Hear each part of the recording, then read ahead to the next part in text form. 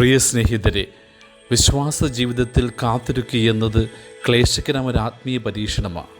Most of us hate to wait.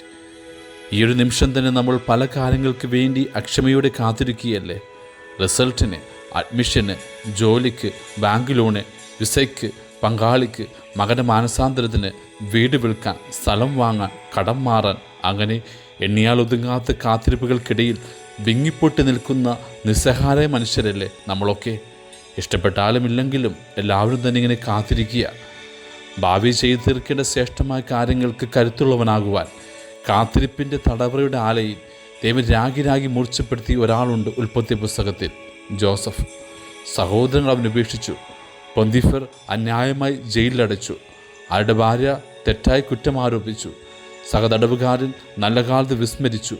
അങ്ങനെ ഒറ്റപ്പെട്ടവനായും ഉപേക്ഷിക്കപ്പെട്ടവനുമായി ദീർഘനാൾ തടവറയിൽ കാത്തുകിടന്നവൻ ദൈവിക ഇടപെടലിൻ്റെ സമയത്തിന് വേണ്ടി എങ്ങനെ ക്ഷമയോടെ കാത്തിരിക്കണമെന്ന് ജോസഫ് പഠിച്ച ആത്മീയ വിദ്യാലയത്തിൻ്റെ പേരാണ് തടവറ.